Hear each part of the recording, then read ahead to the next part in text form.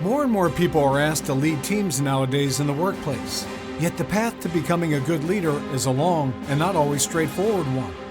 How to train students to exercise leadership. The Effective Exercise of Leadership interview with Dr. Michael Leslie. Ladies and gentlemen, I would like to welcome you at the very first World Higher Education Ranking Summit, WERS Conference. And today we are going to have a very exciting interview. The interview that will unleash the power of true leadership. Today's topic is a new model of leadership, being a leader and the effective exercise of leadership. And I'm really honored and privileged to actually welcome Dr. Leslie, an associate professor of University of Florida, president of Gemini Advising, executive director of International Opportunities Unlimited, and frequent speaker at the U.S. State Department. Dr. Leslie, very welcome, and we are really honored that you're here with us. And I know that we are expecting the audience from all over the world joining right now, tuning in from Canada, U.S., United Arab Emirates, London, and many, many other incredible places. And they're united by one mission: to actually excel, to learn, and to transform. And I guess the topic today, real leadership, it really matters to those that would like to create profound changes in their societies, in their communities, and in their academia. Welcome. Thank you very much, and thank you for the very generous introduction. I'm glad to be here, and I hope that what we speak about today will be a benefit to many. So thank you again, Angelika. Thank you so much, Dr. Leslie. And I would like to start today's interview by addressing words of a real leader, civil rights activist, a woman who has transformed her society, Maya Angelou. And she said, a leader sees greatness in other people. He, no she, can be much of a leader if all they see is themselves. Dr. Leslie, would you agree with that? Well, yes. In fact, I think that what's important in what she said is that many times we have to get ourselves out of the way when we're leading. It's much of the time we think that we have to be there, or it's something that we're doing, or it's something that we are that is making the difference, right? And usually it's the people that are with us, if you would, or that we're interacting with that are making the difference.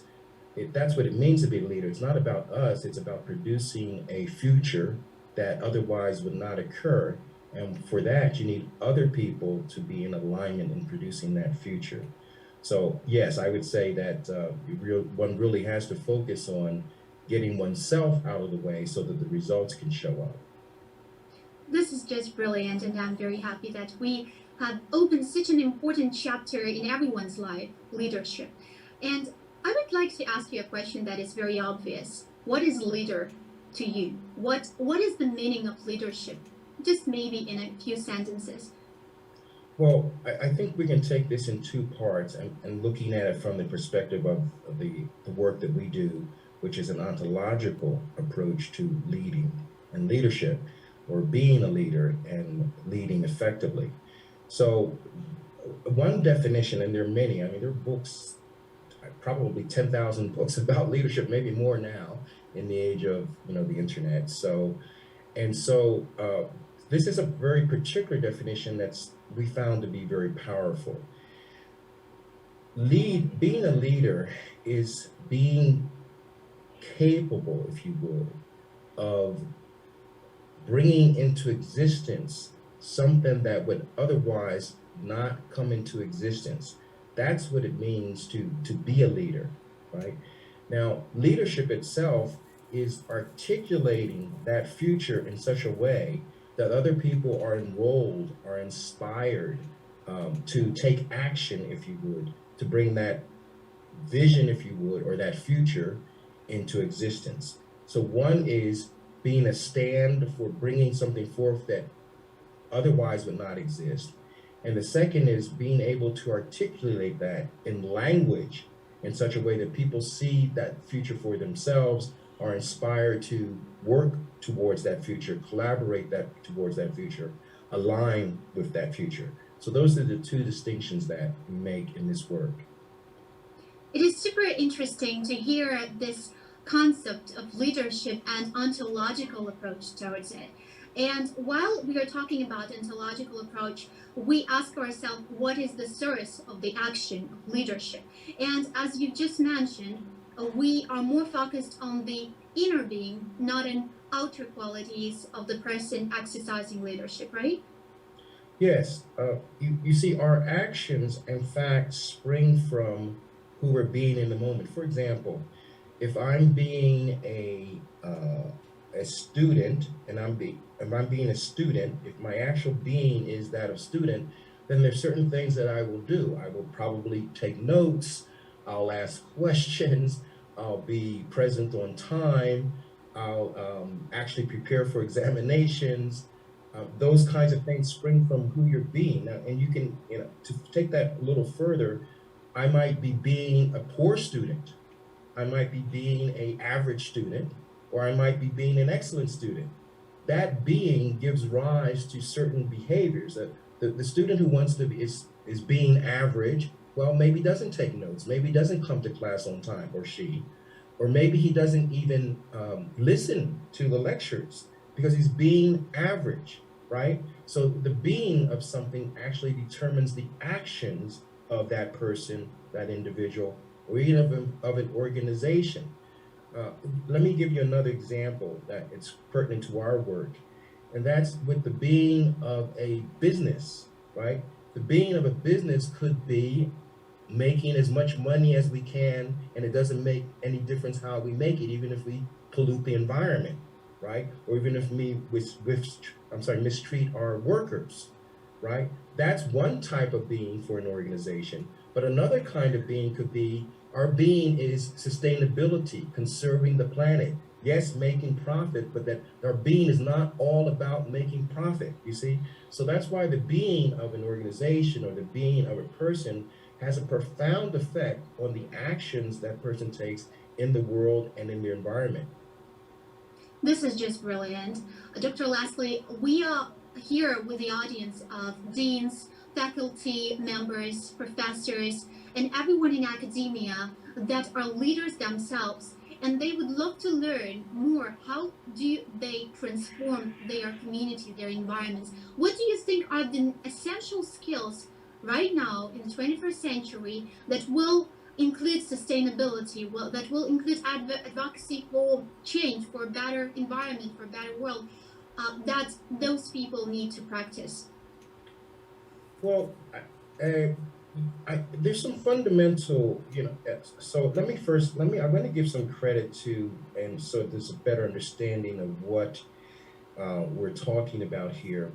This model has several aspects to it. It was developed by an independent thinker, Werner Erhard, in conjunction with several academics. One of them was Michael Jensen at Harvard University, and then there's sorry, I just blanked on the name. I'll pull it up right now.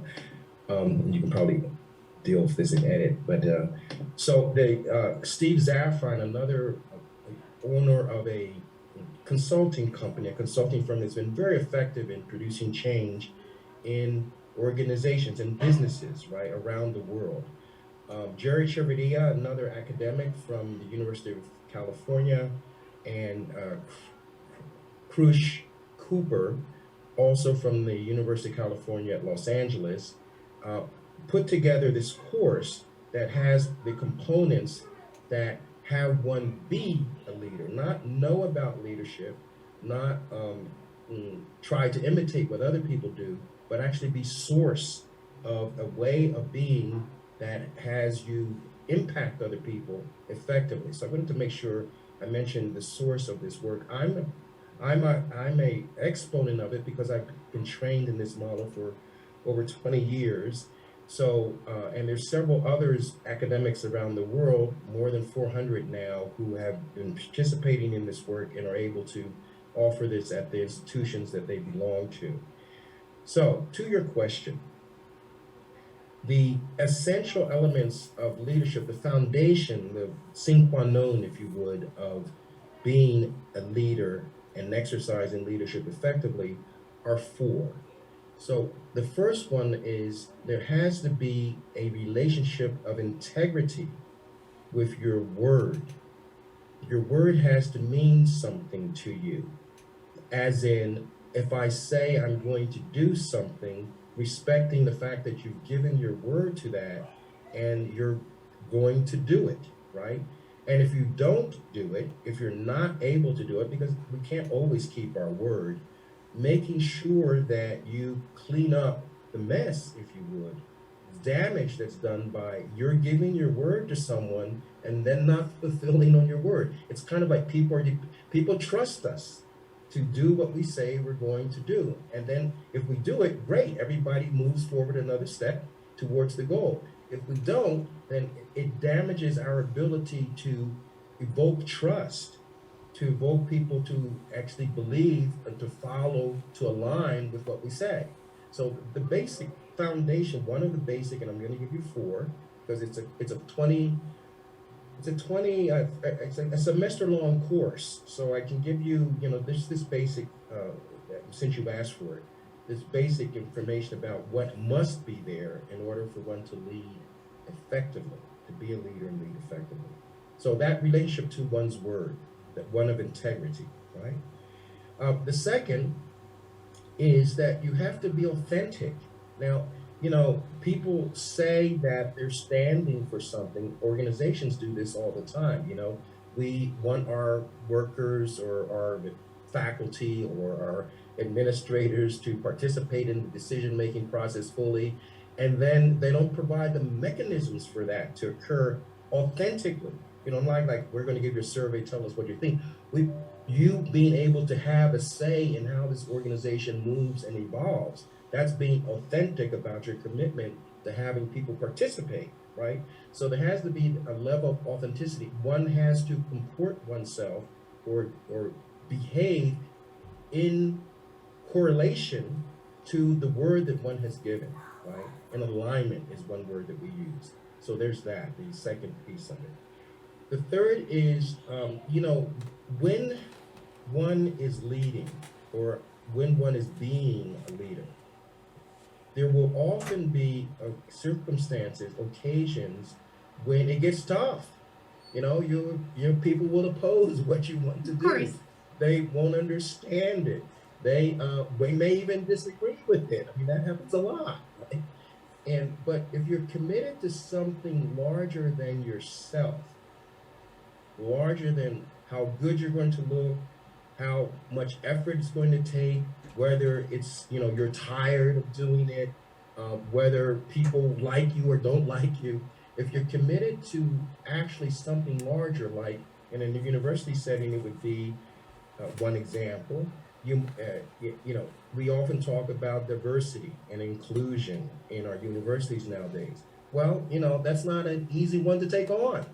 But if you're committed to having that be, then it ceases to have to come back to Angelika, the first part of our conversation. It ceases to be about you. It's about, okay, this is what we want. This is what we're committed to. How can we do this? What do we need to do differently? What do I need to address? What people do I need to actually speak to, even though I don't want to speak to them, perhaps, to have this move forward? So that's being committed to something larger than yourself. Diversity is something larger than how I feel about it or what people think of me. Okay, and the last piece is being cause in the matter. Now, this is sometimes misunderstood. So when things don't work, and they often don't, especially when you're leading, there's two choices one can make. And I'm going to just stay with this one just a second more, or a few seconds more, excuse me, to be honest and be authentic about it. So when things don't work, you can say, well, it's Angelika's fault, or it's Maji's fault, or it's Michael's fault, or someone else's fault. But that's the way we typically, proceed. We assign blame to someone else for things that don't work. In this model, you're saying that you are cause in the matter. Whatever doesn't work, you're responsible for making it work. Doesn't mean you have to do all the work, but you assume the responsibility, you as the leader, for having it work. You're the cause. And when it works, you're also the cause, right? But that's a huge departure from assigning blame and responsibility to other people. You're responsible, and then you act accordingly. It empowers you to do more than you would do if you were, for example, assigning blame to others for things not working. So those are the four fundamental aspects of this model, an ontological model, if you would, of leader and leadership. This is beyond thought-provoking, completely took my mind off. And this amazing part about these four qualities of leaders is that it's all about thinking about something that is bigger than ourselves. When you say that we have to be very consistent with our words, we have to respect our words and promises, it's also giving back to the society, because we put others' needs first. We respect others. We wouldn't compromise this. And when we are afraid, and we have some students watching us today, I know there are different people, different generations, and many of them are afraid to exercise leadership because they might feel shy, they might feel that it's not enough for them, or they do not have qualities that are required. And what you are talking about is actually phenomenal, because everyone can be a leader if he has those values and understands that it's about something that is bigger than themselves. It's about actually overcoming their own ego and thinking about the outside world. And I love this because when we actually overcome the ego, and when we stop victimizing ourselves and putting ourselves in the position where we think that we have everyone else to blame, there where the dialogue is completely different. There is where, with big responsibility, you also have great rewards. There is where one can become actually an architect of change, an architect of their own destiny. This is just brilliant. And I wanted to move further in our discussion about how leadership shifted in the last 20 years. Because if you look at the sustainability movement, if you look at diversity and inclusion, this is rising right now. But 20 years ago, it was not like that. And many would argue that leadership 20 years ago, in 2000s, would be more about autocratic leadership, more totalitarian, more about revenues. And now I see many countries, even when they invest, they think about sustainability model of the company. For example, in Sweden, they do not think about revenues first. When investors invest in a company, they think about if this is gonna bring positive impact in the long run. So we've shifted the mindset. And do you think this is what's happening? How leadership has changed within the last 20 years? Well, I think that everything you said is spot on. One of the things that I think has been the biggest difference is that people no longer, or at least a lot of us no longer expect someone who has the leadership title, right, the authority, if you would, to do everything, or in other words, to make it all happen, right? Because, as I said in the earlier part of this, there's a different way of conceptualizing leadership, or even oneself, which is even more important. So let's start with that. So when you're looking at yourself as being separate from everyone else, which is what you mentioned, the ego, perhaps, then, you are actually quite detached from the people that you're seeking to have an impact on, right? There's another way of looking at oneself, which is the self as a larger self, like you, Angelika, and I are the same self, if you would. That the people that work for us are not like them, they're also us, right? And so when you approach it from that way, say the population or the employees of a company, or even your family, right? Then it's not us and them, it's we, right? What can we do? How can we approach this? That's why the conversation then shifts to not just a dialogue, but actually a sharing, right, of perceptions and views and understandings. And because there's not one way to accomplish something. There's not even one way that things should be accomplished. There's not even one way that one needs to be. Sometimes, this might be helpful. So sometimes in order to lead effectively, you need to be a good follower of what other people are saying. Sometimes to lead effectively, you need to actually be someone who's moving, trying to see a different perspective, like a critic. You could be a critic, not someone who's actually saying this should be done this way, but you can be a critic of what other people are doing or suggesting. You can have an input that way. And of course, there is the way of leading, which, you're out front and everyone is following you. That model doesn't work anymore. It doesn't work because people have come to see themselves as having the ability to think for themselves, to reason. They have access to information that all of us, that we didn't have access to before. We have our own way of apprehending reality, right? And so, respecting that when I'm speaking to someone, as I'm speaking to you at this moment, when I'm speaking to you, I take the position, if you would, and it's in our model, that I'm speaking to myself. You're not the enemy. You're not the antithesis of me. You're not someone I'm trying to get to do something. We're doing something together, and we're looking for ways to align on how to do that something together. So I think that's a large part of the transformation. The other thing I would say is something we perhaps mentioned a little earlier, which is the source of leadership is not in a title. It's not in a position. It's not because I'm a director of some business that I own that I exercise leadership. It's completely opposite. My source of leadership, Angelika, is in my listening. The power is in my ability to listen to others and to listen to how I'm listening to them. My listening of you, for example, in this moment, is an intelligent, a professional, a skilled, an enthusiastic, a willing, and a determined, right, like committed person. So I'm speaking into that rather than, I don't really know if this person really, Angelika really, respects me, and what is she thinking about me, and does she like me, and does she know what she's talking about? That listening prevents me from actually hearing and seeing who you are, and more importantly, of you making a contribution to the project we're doing together.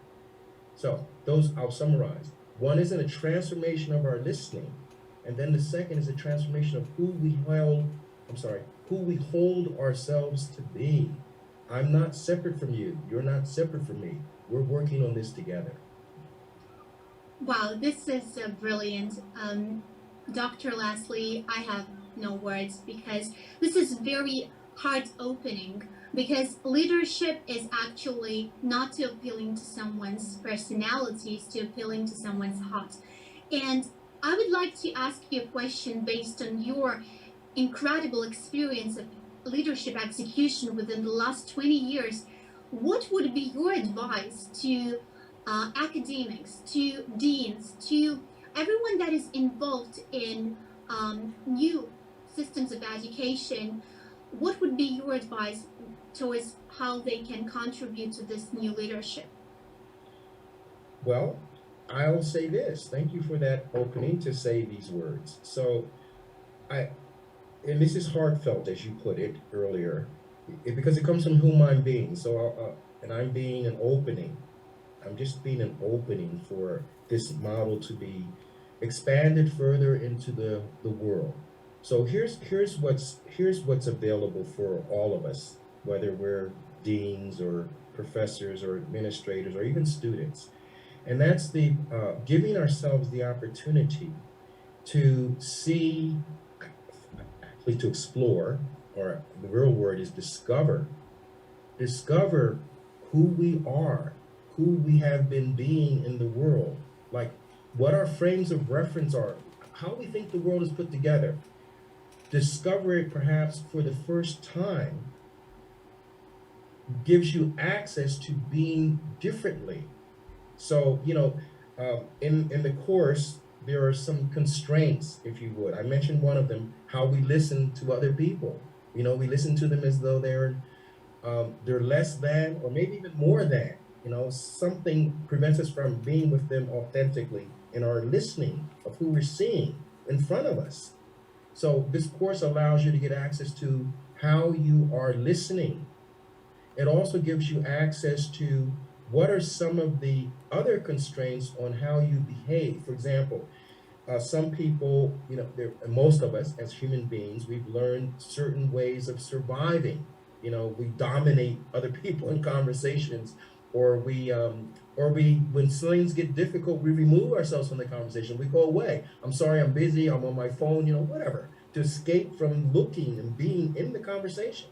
So the course gives you access to seeing, discovering, if you would, your ways of being that you're not aware of, how you see the world, your frames of reference for the world, how the world should function. You have a picture of it, but that might not be the picture. It might be an inaccurate picture, or at the very least, it's a way of looking at things that doesn't work when you're working with other people who have a different frame, right? So that's another access for people in the course to transforming how they're being when they're leading, that has them being more effective in leading. There are many other parts of the course that in the course of this interview, we don't have time to talk about, but essentially the course is an opportunity for anyone to examine, to take a look, to discover what they can't see, what you can't see, Angelika, about yourself, and what Michael can't see about himself. To discover that part that's like our blind spot, right? And in the discovery of that, you have an opportunity to be differently. I mean, once you see something, you can set it aside, you can modify it, you can, you're free to be in a different way. And that freedom is what we talk about when we say an ontological approach. Who are you being that will have you be effective in leading? This is beyond inspiring, and I know that everyone that is watching us today live WERS conference, they're really very interested in your work and in transforming the educational systems across the globe into this new model where we do not compete, where we collaborate together for a better world for the next generations. And I would like to go towards another direction and ask you a question that would be very interesting for everyone who is among younger audience that is watching us now. And the question would be, what is the advice you would give to 20-year-old students right now that would love to become leaders? Well, that's a challenging question. I've been teaching for over 37 years now at various universities, and I've had an opportunity to meet students from different cultures, as well as from different political perspectives, I would put it that way. And so this is actually a challenging question. So let me take a minute to look, you see, and I'm looking, and this is a part of what we do in the leadership course, right? You actually stop and you look. And it's not like I have a made up answer to this, so let me look. Yeah, my road to this, and I can't say it's for everyone, but I think it's worked for me and for many others I know, is to actually rigorously engage yourself in a program that has you look at who you are.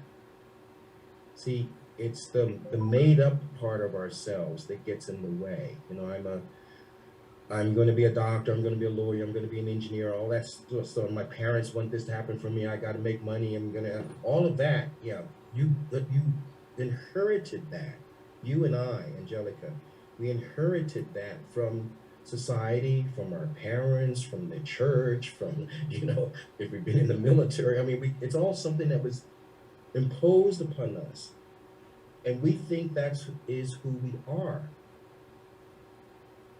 For young people, it's important to actually take a look.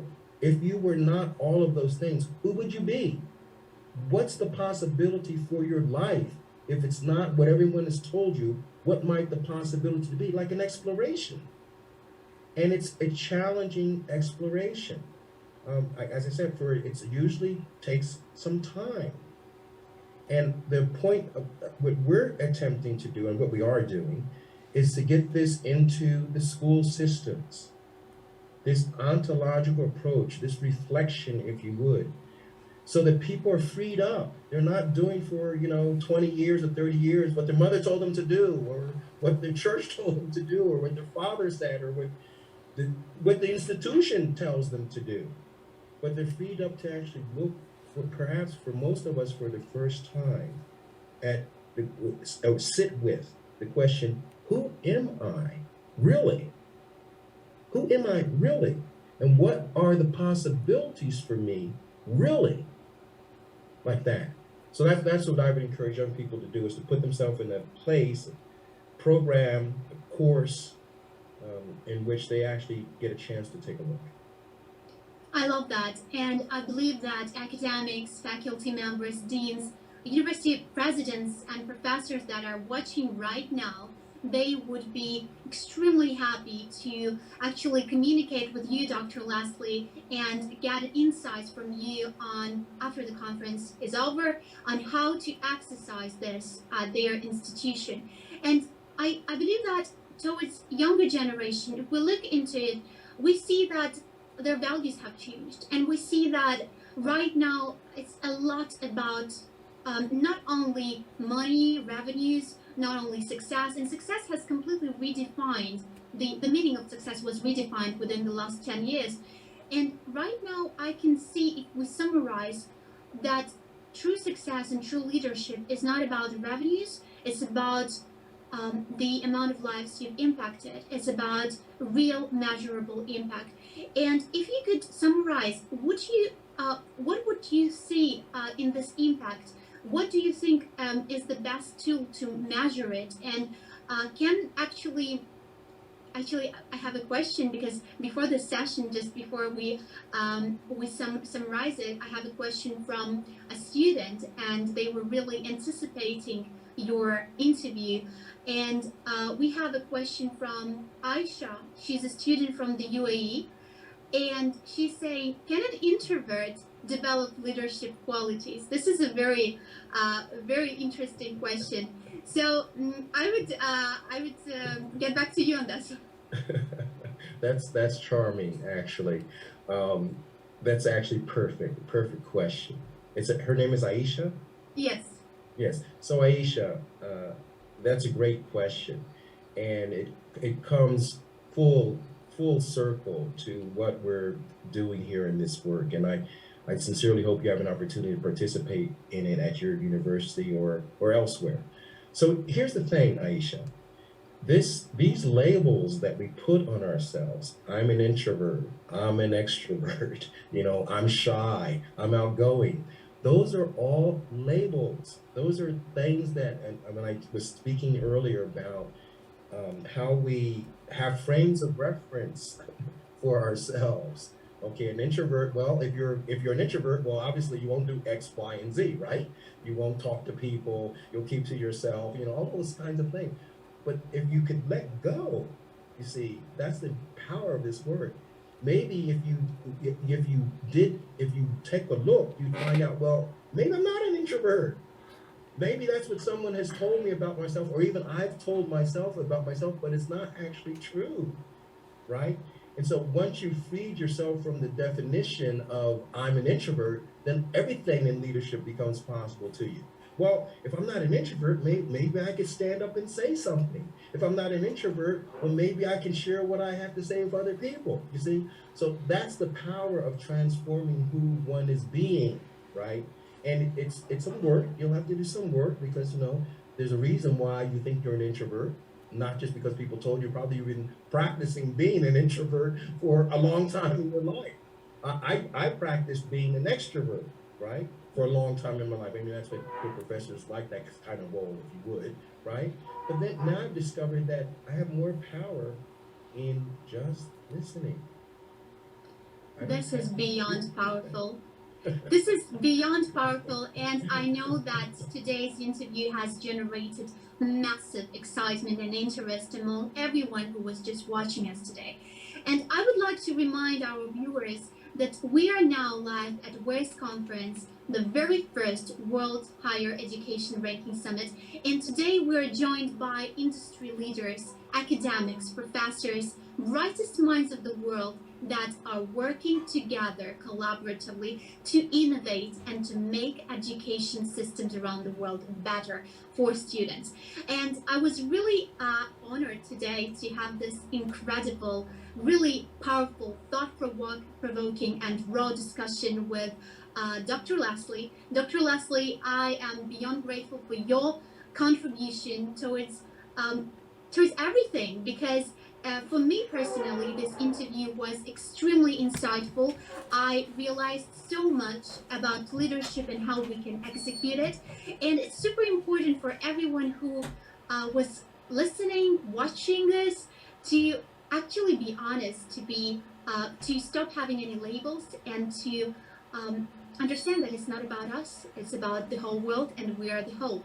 So I love it, and I definitely would love to summarize this by giving you, Dr. Leslie, the last word on what do you think is super important for the next generations, for the next 10 years to, let's say 10 years, for all the academics in the world to work on in realm of leadership. Well, I'll say it this way. I encourage you to go to our website. It's called Being a Leader, BEINGALEADER.org, to take a look at this model of teaching, if you would, leadership, and examine and consider the possibility of having it in your organization, whether it be at an academic institution, or having some version of it taught or exposed to your staff members, or even for yourselves. Primarily, I think it would make a huge difference for yourself. So here's the key to all of this. It's incumbent upon us to take a look. Just take a look. If what we're doing and the way we're doing it is not effective, or not as effective as we'd like it to be, perhaps there's a different way of doing it. This is a different model. It's new. It's been tried at several universities around the world, and it has produced those results. And in terms of creating leaders who are effective in leading, because their being has been transformed. Who they're being as leaders has been transformed. So the course is called Being a Leader, an Effective Exercise of Leadership, an ontological, phenomenological model approach to it. I hope you'll take a look at it, consider it, and if you would like to explore it further, I'm available for consultation. We do offer formally every year, and you're invited to attend, right? So that's what I would say. And lastly, I always keep in mind that we, and when I say we, I mean those of us who are attending this conference, we're the ones that are going to have the impact on the next generation. So unless we are transformed, we have very little possibility of transforming the next generation. So those are my final words, and thank you for listening. Thank you so much, Dr. Leslie. It's been a truly inspiring interview, and myself, I've learned so much, and I think beyond this box right now of limitations. So thank you so much for this. And we are looking forward to another session with Dr. Leslie very soon in a panel discussion where you would be able to express more on that. Thank you so much, Dr. Leslie.